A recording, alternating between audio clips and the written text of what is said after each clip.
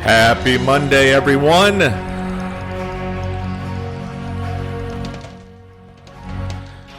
Hope that you had a wonderful weekend. Welcome back.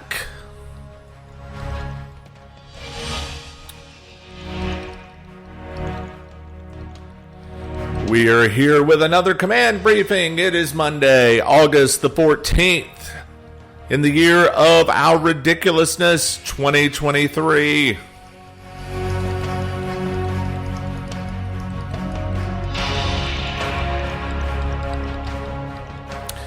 Welcome to Command Briefing. I'm your host, Jared A. Chambers. Welcome again to the latest wrap-up from the front lines of what is going on in the news, politics, business, and the world, all with context and analysis for you to get it quick, get it on the run, and understand how all the pieces fit together.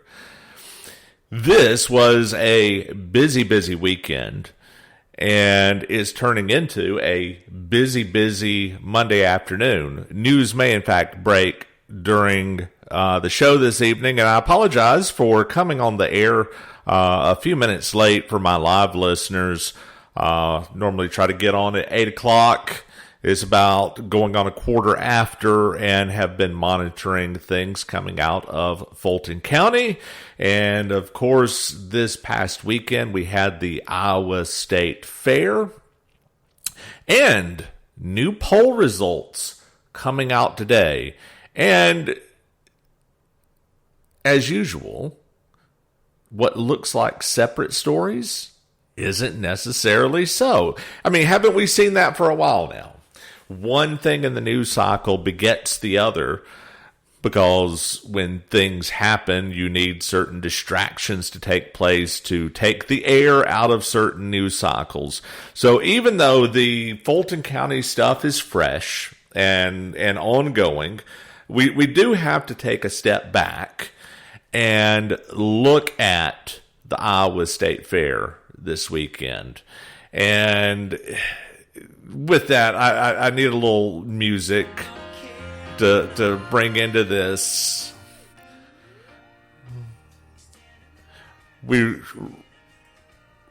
Yeah.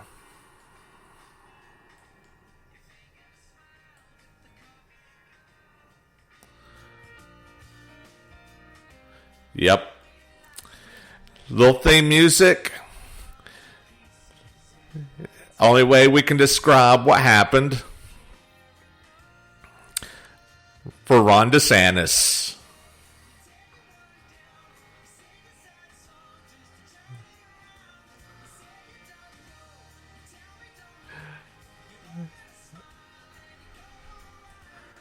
Okay, we'll cut out the theme music now. I had a little fun with that on Twitter this weekend. Just playing a little clip.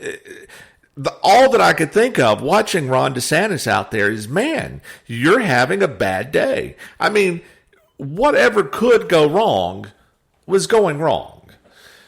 You were there. You were sticking the sticks in the eggs to meet and greet with the people of Iowa, because apparently that's what you do in Iowa. You make food for these people at the fair, and then they vote for you.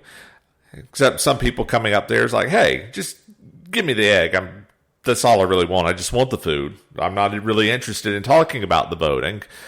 And brings to mind a few things here. First of all, eggs on a stick, Iowa.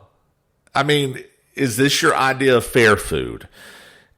If this is what you're eating at the fair, I mean, at least dip the egg in some batter and deep fry it. I don't know what you're doing with sticking eggs on sticks for the fair. This is really sad. Couldn't be much sadder than the man who looks like he should be working, changing your oil at the Quick Lube place.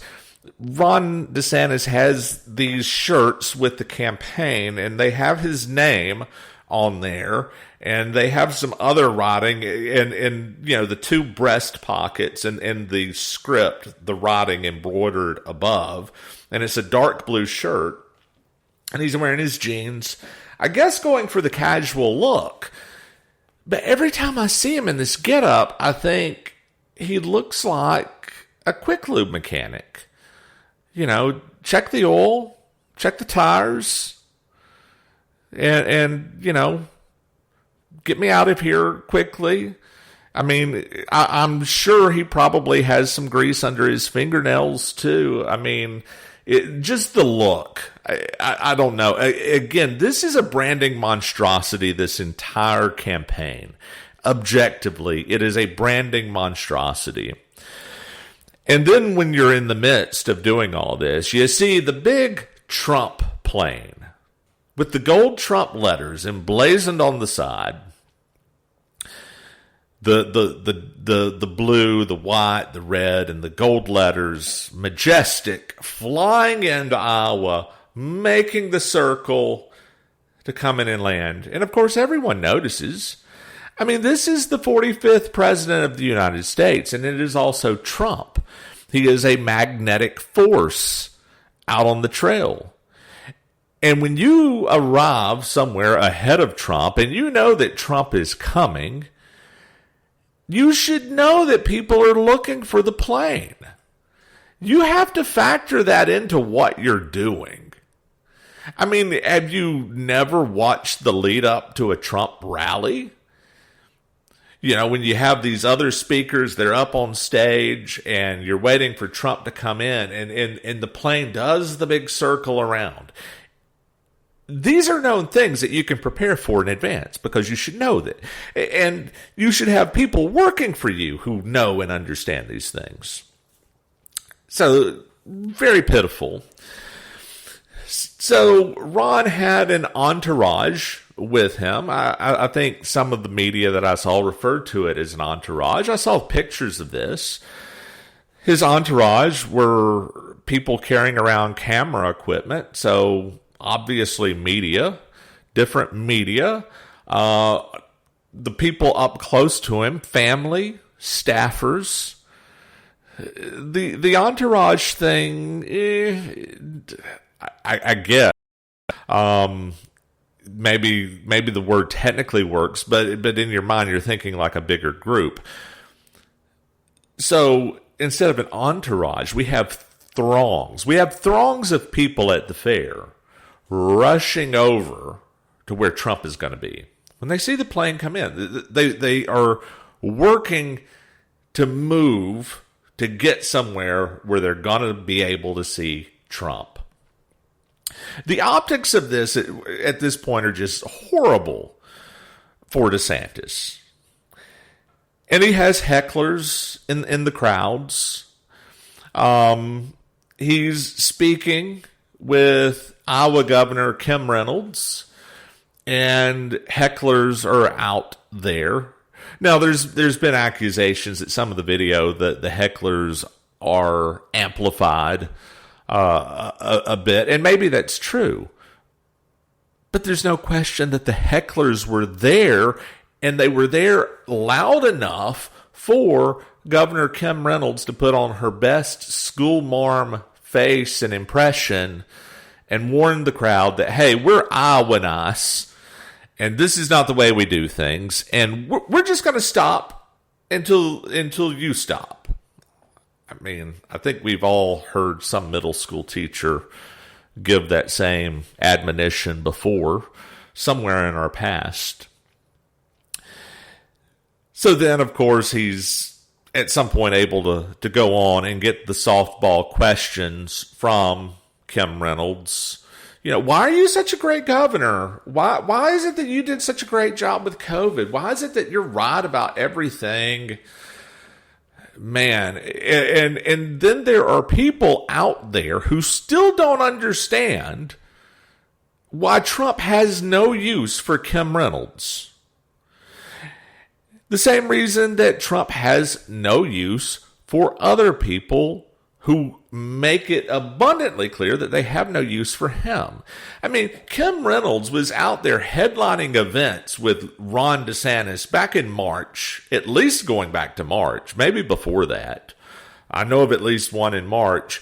This is when he's still on the phony book tour, and everyone's still like, oh, he hasn't even announced. Just wait till he announces. Then we'll show you. Yeah, she was out there headlining events with DeSantis while he was doing the phony book tour to gin up his support in Iowa, to have a reason to go to Iowa early. Trump sees through it, and when you have these same people who are always just nagging at Trump, like, why does Trump attack the right? Why is he attacking the right? Have you not noticed that in the professional realm of the right, Trump is not very popular with them? They attack him. And yes, he has a response to that. There's this idea that Governor Reynolds is hugely popular in Iowa and that this is going to backfire on Trump in some way. The numbers, of course, don't support any of that. She's like many governors. She probably does, for her state, a decent job as compared to the other option which they had before them at election time. We can say the same thing in Georgia. We reelected Kemp. He gets decent approval ratings.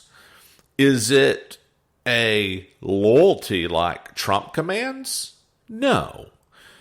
It is for a state-level politician, given our options, this is what we get, and it operates on a somewhat consistent scale, and we tolerate it.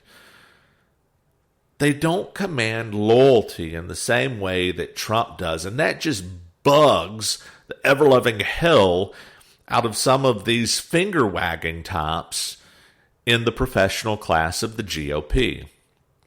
The pundits, the Con Inc. media, other elected officials, just bugs the hell out of them. And so your clearest indication that Ron had a bad day on Saturday is because since then it has just been one online meltdown after another. John Cardillo, God bless him, you know, I've interacted with this guy and always thought well of him. Truly did. I just don't even know what is wrong with him. These people, the Cardillos and the Bill Mitchells and the Max Nordell character who, I don't know, Laura Loomer says it's Brian Griffin. That's not, maybe it's true, maybe it's not. But Max Nordell is either a jobless, bored guy living somewhere down in the villages in Florida with nothing else to do. I mean, literally, he's tweeting hundreds of times a day. You know, his original tweets, retweets, replies, going the whole gamut, 18, 20 hours a day. I mean, he's not even making time for a lot of sleep. And it's all he's doing.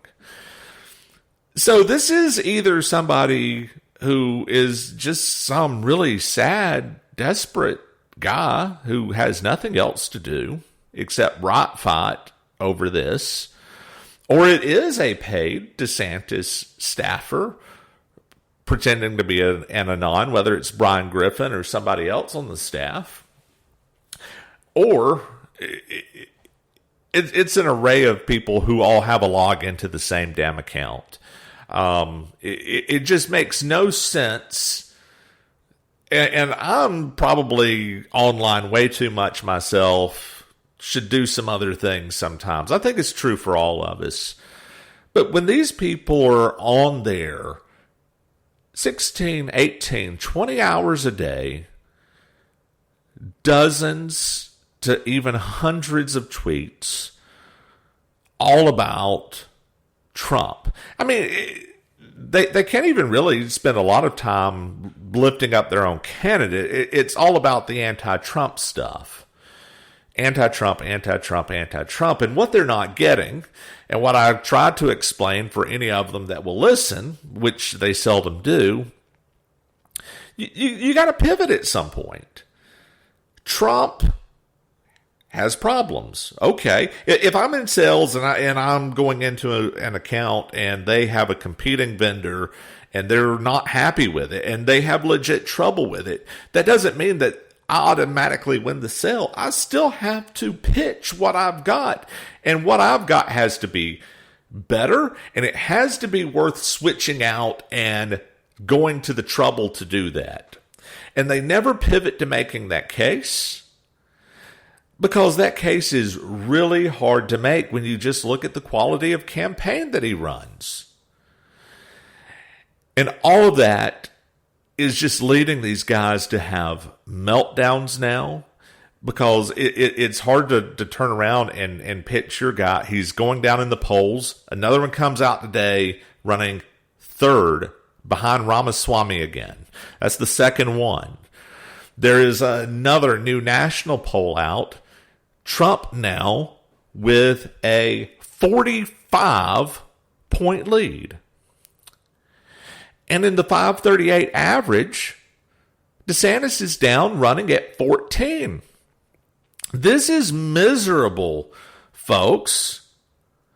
And it's causing all kinds of consternation, which is going to have even more side effects, which we're going to talk about more after this break. Hang in there with us, folks.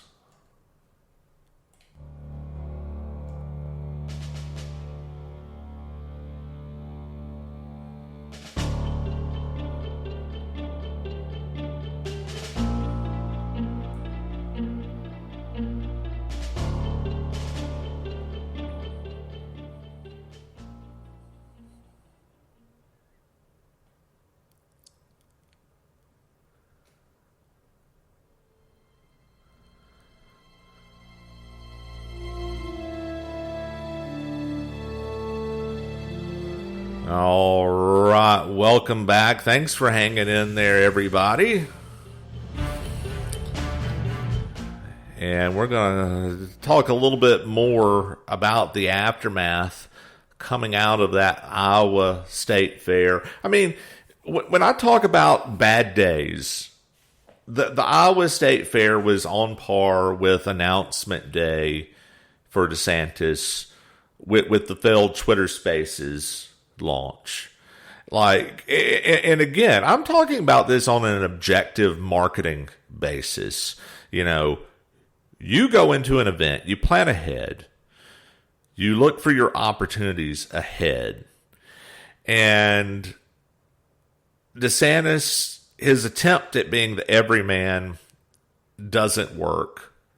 You know, drop the Jiffy Lube uniform shirts.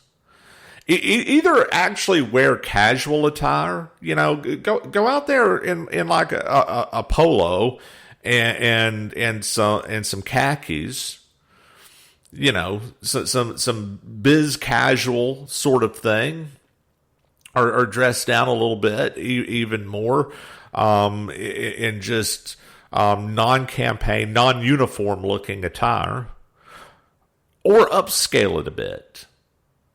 Go ahead and put on a dress shirt. You know, upscale it. But pick a look. I mean, the Jiffy Lube uniform is not working.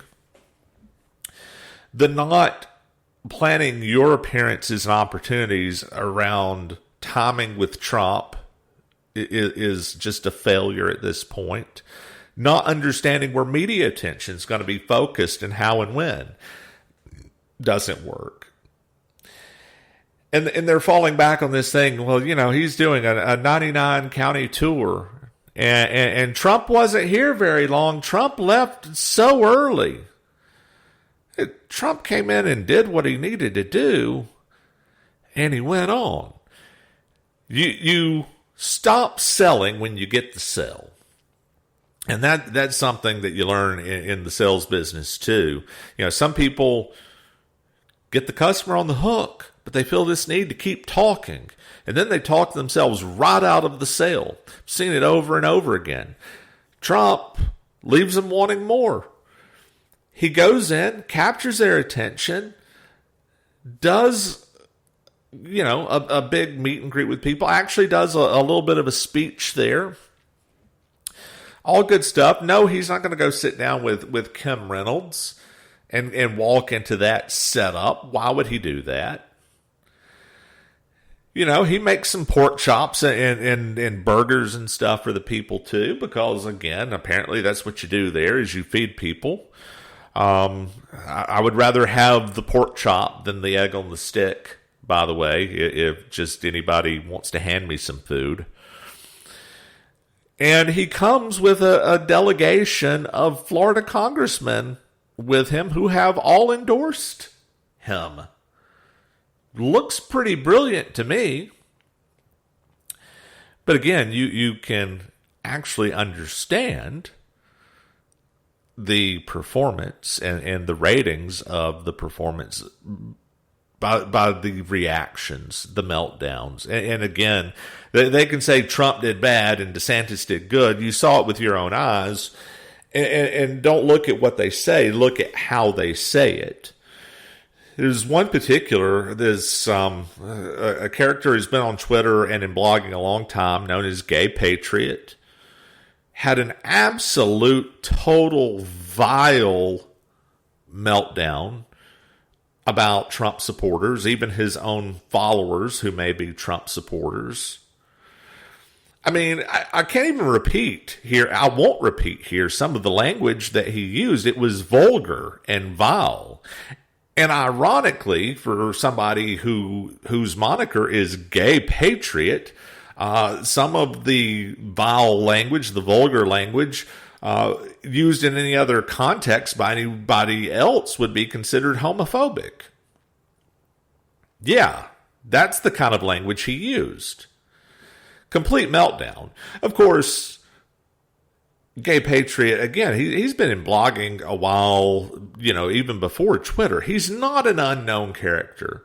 Somebody else on Twitter pointed this out, like, hey, look, I mean, he had his meltdown, but consider the source. Look at this guy's background and who he has supported and the causes he's been involved in. And posted his LinkedIn profile and other publicly available information. A lot of folks want to scream now, oh, you doxed him. And I'm very much anti-doxing. But when people already know who you are and you are public with that information, it's not doxing. It is just connecting the dots like, hey, if you wonder why this guy is a complete anti-Trump jerk and he's having a meltdown against his own followers to the point that now apparently he has shut down his account within the last 24 hours, that it's not doxing to connect those dots. But those are the kind of reactions that we were seeing this weekend and from Cardillo and Mitchell and Nordau. And look, sometimes maybe you'd just be better off to say, yeah, it was a bad day. Here's how we're going to do better. But no, they're still stuck on, here's why Trump sucks, so we're going to win. And at this point, if Trump dropped dead tomorrow, massive coronary, just couldn't hack it, taking the dirt nap, pushing up daisies, it is not going to be DeSantis because he has not made a case for himself, people. There is no case where he gets Trump's voters because Trump's voters are done with that kind of Republican Party.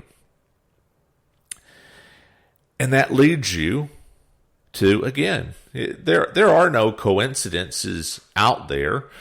And again, awaiting what is expected, imminent announcement of an indictment out of Fulton County from the DA, Fani Willis. And there's been so many questions out there that I've fielded, some patiently, and some of them I get more impatient with, especially the ones about, well, why isn't the governor shutting this down? He can. Why isn't the state AG doing something? He can. Why aren't Georgia Republicans doing anything? They could.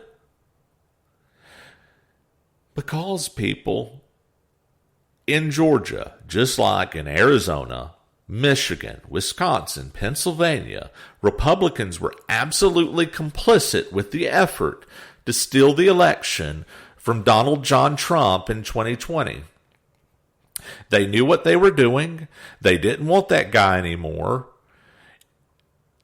Each politician played their own distinct role. The legislature stepped back. Governors and Secretary of States and election officials made up rules on the fly and decided how they were going to grade absentee and mail-in ballots on the fly, using standards that have never been used before, unprecedented, and still won't show us the signatures, the chain of custody documentation. This was all coordinated by the establishment uniparty, and especially the ones who are still in office today after doing that. They're not going to reveal their own role. They are very nervous about that, people. They are very, very nervous about that. But of course, this indictment, I mean, just the clown show that it is, we had the Fulton County Clerk of Courts actually post the indictment this afternoon with a case number and the judge that it was assigned to. Now, they tried to backtrack later. Apparently, the true bill had not been handed down by the grand jury. So there was a statement said, this was a fictitious docket. Shouldn't have happened. No, it wasn't fictitious. It was jumping the gun. It was maybe something that they have ready to go in anticipation that this only goes one direction for them. But it's not a work of fiction. It's not like somebody's was just playing around and did up a phony true bill and put it on the docket. No. They knew what they were doing. They just got ahead of themselves. And that's a problem because it belies the fact that this is not a legitimate legal proceeding. They're not trying to apply the law fairly. They are going to get their damn indictment. That's what they're out there to do, and by God, they're going to get it. That's the plan. And so they post this, then they have to backtrack, but then, we've got real trouble. This is prejudicial to your grand jury.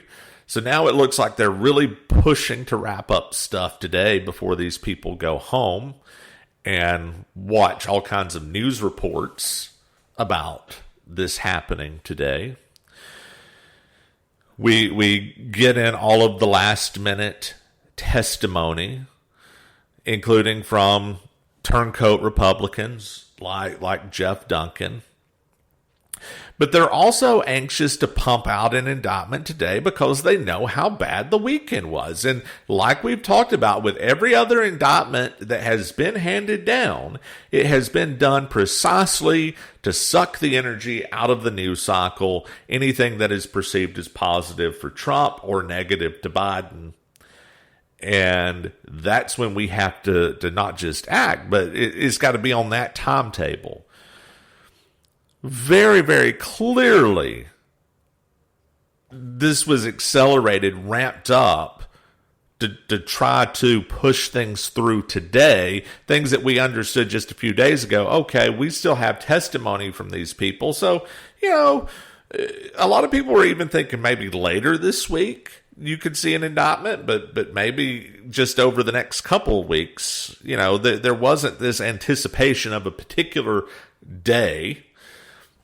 And then all of a sudden, gotta pump this out on Monday. Wow. How much more transparent can you be?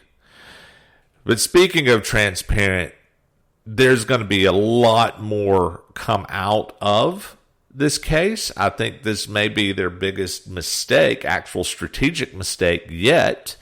And we're going to talk about that here in a moment after another break. Hang on.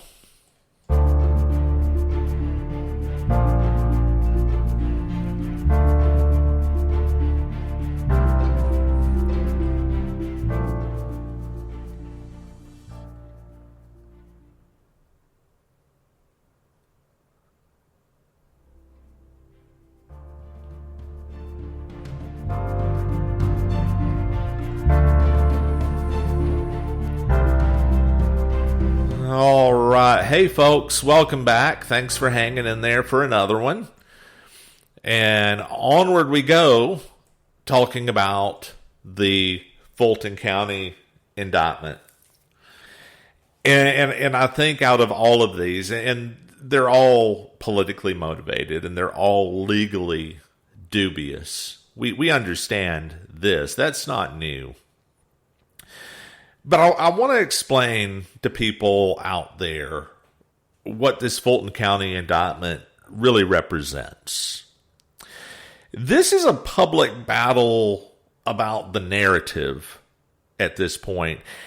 And this is here to stave off some inevitable revelations that are going to come out from trying any of these election cases against Trump, whether it's the DC stuff, the January 6th, or this, or the stuff up in Michigan.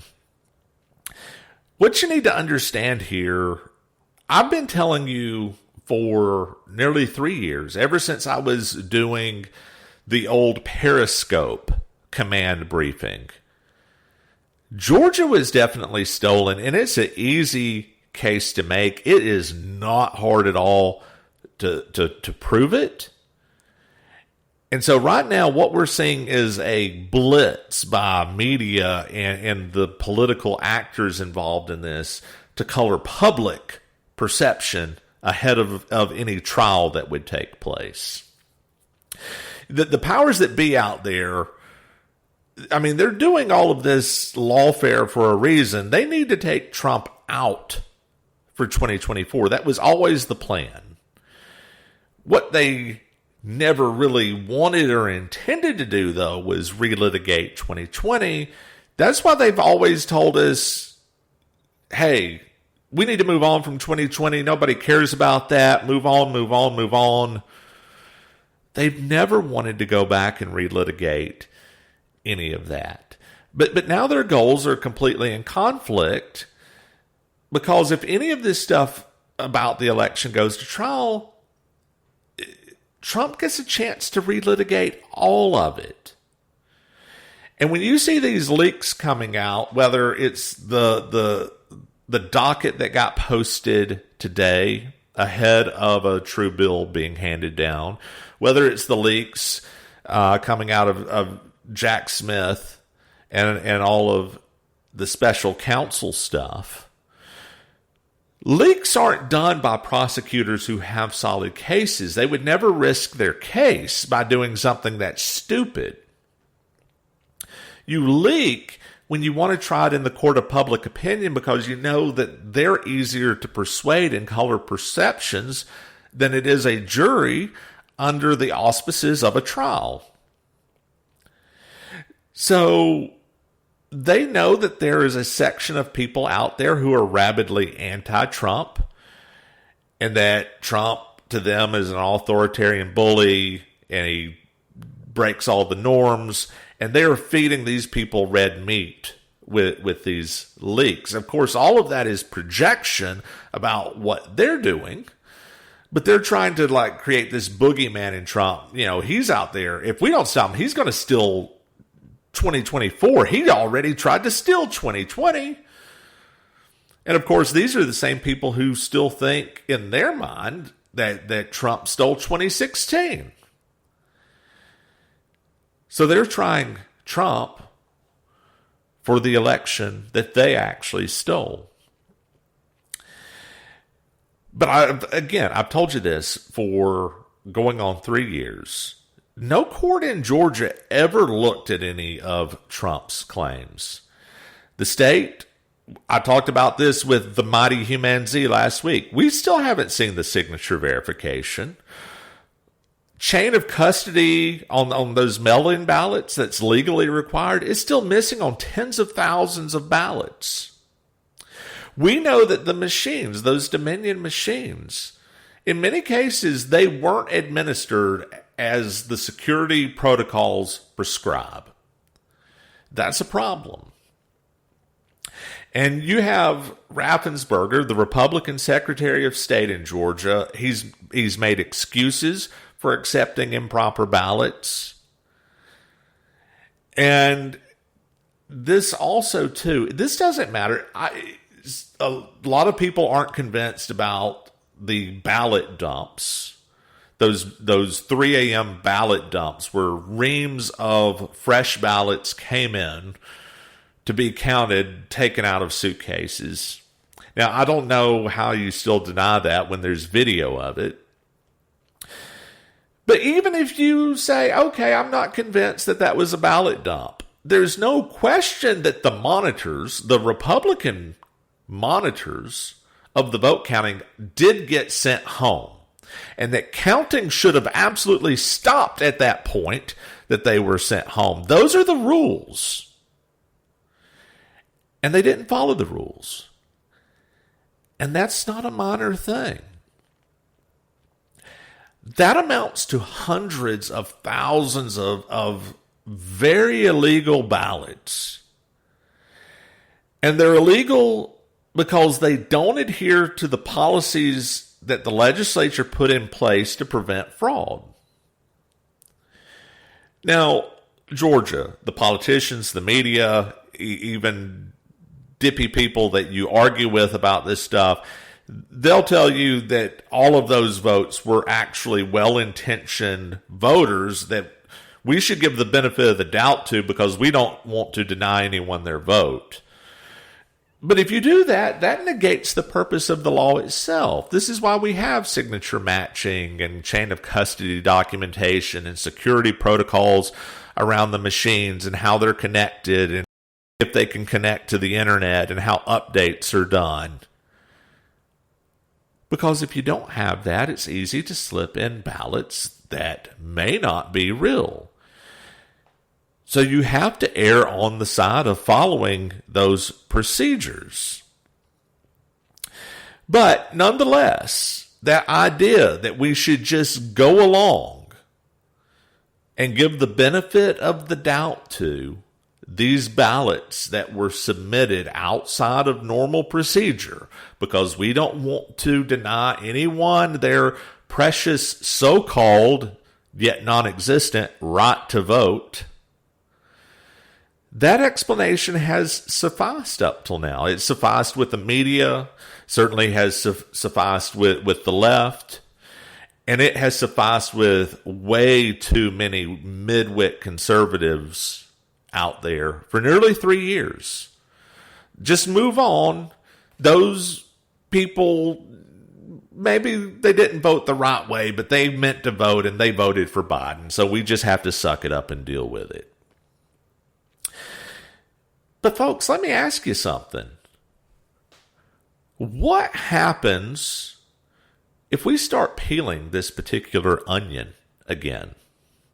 What if, in the course of trying to hang Trump in a court of law and relitigating this, what if we find out that out of those hundreds of thousands of improper ballots, we can find a definitive 11,780 Biden votes that came from dead people? or duplicate registrations of people who moved from one county to another and we had votes for both. Or people who moved out of state and should have been purged, but yet voted in more than one election. What if we find the 11,780 votes for Biden? We find that number, and we finally see that those signatures actually just don't match. Because you see, once everyone realizes that Georgia was definitively stolen, that whole cognitive dissonance bubble of the benefit of the doubt, that pops.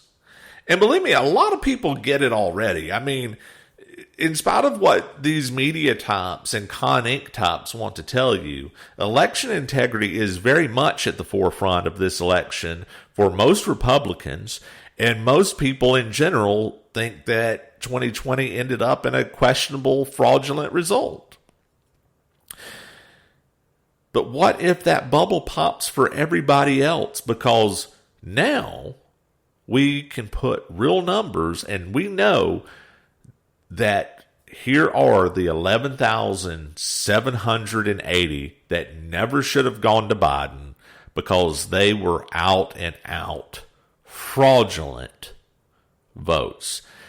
And out of hundreds of thousands, that's not a hard number to get to, people. It's not. And when people realize, okay, Georgia was definitely stolen, it's not going to be hard to understand at that point what I've been saying again for nearly 3 years, that the operation in Arizona and Michigan and Wisconsin and Pennsylvania all looked virtually identical to what happened in Georgia.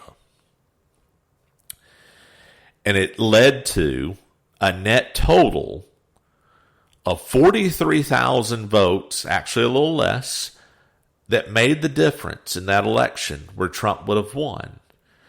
And if we start peeling the layers of this onion and we find out that that number is actually really, really flipping easy to get to with actual fraudulent ballots, there's going to be a come apart, people. Not just in the landslide that is building for Trump in protest of all of this, but there are people who are still in office, and they're not all Democrats. Again, let me repeat that. I'm going to say it again. They're not all Democrats. It was a uniparty steal. It's not that Democrats steal elections. It's that the powerful steal elections. They didn't want an outsider in there. They were protecting their power structure. And this is going to implicate Democrats. It's going to implicate the Biden campaign. I mean, his people certainly knew what was going on. And there was certain pressure coming out of the Biden campaign, no doubt, on everything from, shutting down, looking at the Hunter Biden laptop, to pressuring the media on what to cover and not cover, and also setting the narrative very quickly after the election, the one that they set us up for, hey, this may take weeks until we know who won. No, it didn't take weeks. What happened was it'll take weeks until we find enough to declare the Democrat won. They were ready to declare Biden the winner by the next morning. Not Tuesday night, but by Wednesday morning, we were told that Biden had won. Not that it was in question, not that it was still being worked out. They did what they said that Trump shouldn't do, which is as soon as the count moved their direction, they were quick to claim victory. So the Biden campaign's wrapped up in this. County election officials are, of course, wrapped up in this. Fannie Willis, people like her, she's an idiot trying to make a name for herself. And you're about to see, get a real lesson in Georgia politics when you see this, like, Maxine Waters dumb DA trying to act like a smart person. But the real danger and the real come apart is that this implicates a whole lot of Republicans. And now they're locked into this, and they have to stick with their strategy. They have had a hand in cheating all the way going back to 2016 when people, again, both parties were trying to paint Trump as a Russian asset, and did steal 2020, and now trying to steal 2024 through lawfare. They're locked into the plan, and so now they have to follow through with it, even though it's risky. So what they're going to do, and what they're using this Georgia case to do, is to try to just make everything fast and furious, and they're going to leak things to set narrative, and it's going to be clownish. And the legal stuff they're going to make as abstruse and as much of a complete abstraction as possible for you to not understand the finer points of it. And if you notice that it's a circus, they're going to blame that on Trump and make that another knock against him. And they're hoping that they can damage him enough that he just implodes before everyone figures out the details, which will come out in a trial if people are still paying attention to it by then. And that is the mistake that I think they've made. This has not been working for them. They've empowered Trump. And now when people watch the linchpin of this distraction operation, this absolute complete idiot that is Fannie Willis, they're going to see that she's overreached so far that this is actually just going to bring more scrutiny on everything. And they're going to wish they had left a lot of this buried. And maybe I'm being overly optimistic on this, but it's her in particular and her stupidity that is starting to give me some hope that this whole thing may just start crumbling down. All right, folks, we're going to take another break and be back after this.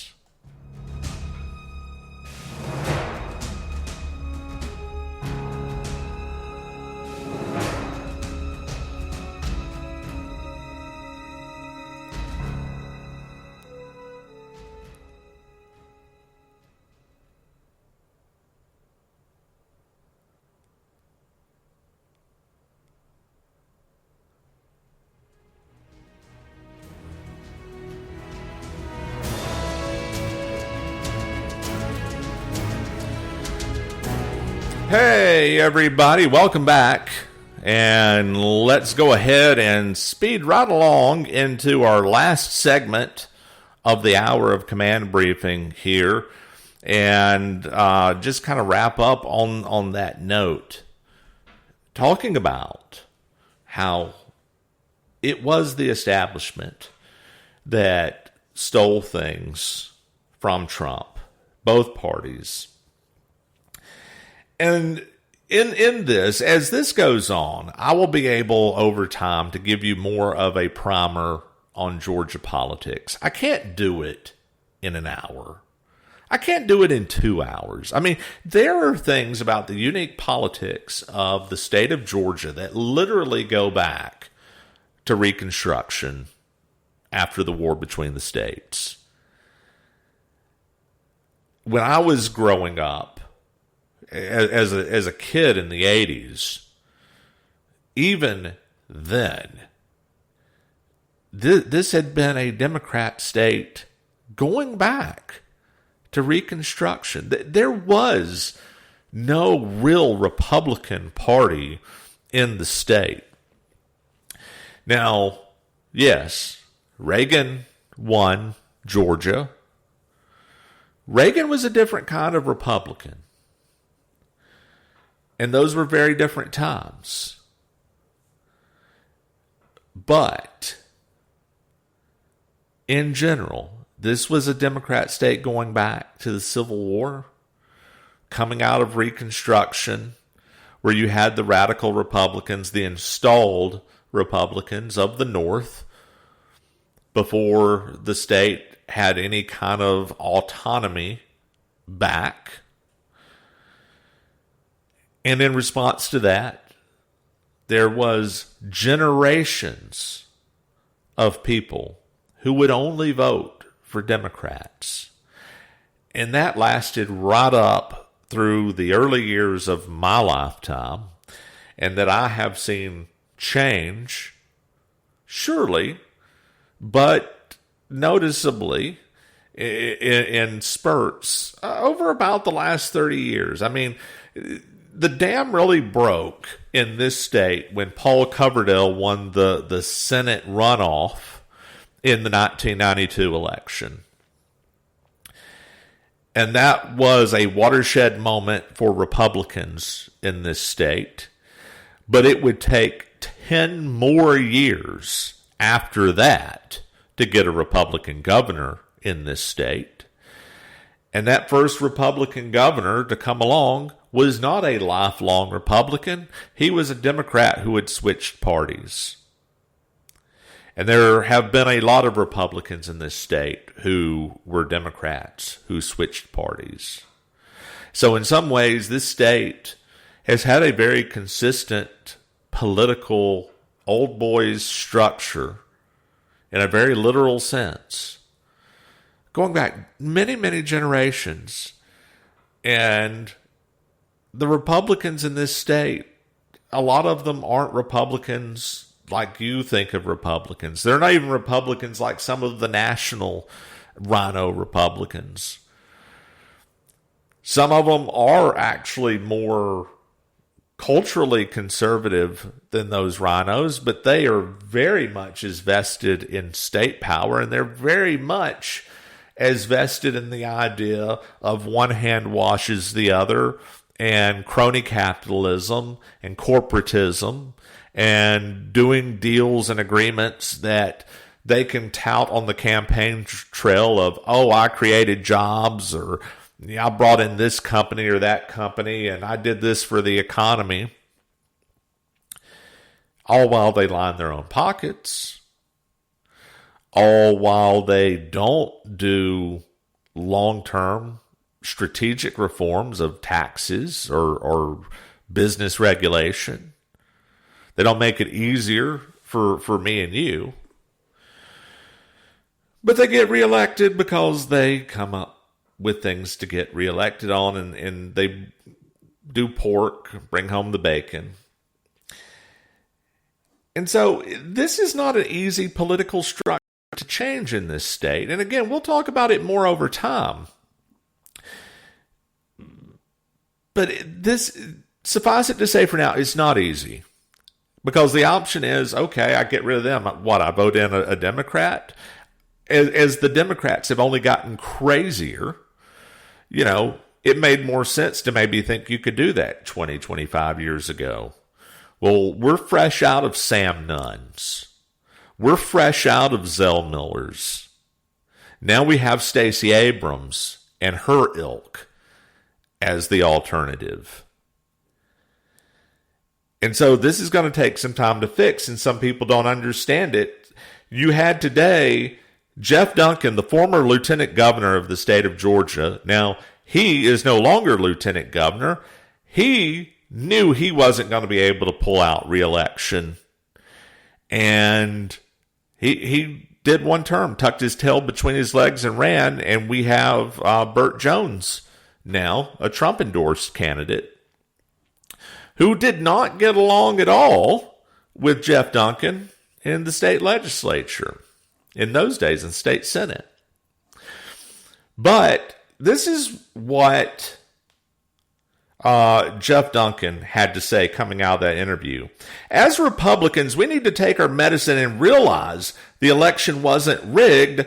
Donald Trump was the worst candidate ever in the history of our party, and now we are going to have to pivot from there. Well, he's the worst candidate in the history of the party? Well, I guess if you exclude the fact that he won more votes than any other Republican. If you don't include that he increased his vote share going from 16 to 2020. If you don't include the fact that he actually won every bellwether state and county, did so on a higher and better level, won more counties than Obama did. Both elections, 16 and 20. And he was within 43,000 very dubious votes of winning. And we have Jeff Duncan just telling us, oh, we lost because Donald Trump's the worst candidate we ever ran. That kind of hyperbole, that kind of exaggeration tells me he is nervous and he is desperate because he knows his role in all of this as well. He knows, and we're coming, and a lot more is going to unfold. Folks, I look forward to talking more about this over the course of the week ahead. We have some interesting things that I want to touch on as we go. It's we have to talk about the cities and their excessive control on things. I want to talk about escape plans. I want to talk about how you insulate your personal life from some of this. So look for that more this week. Of course, we'll bring you the latest that comes out of Fulton County and elsewhere. I appreciate you being with me. This is Jared A. Chambers, and this has been Command Briefing.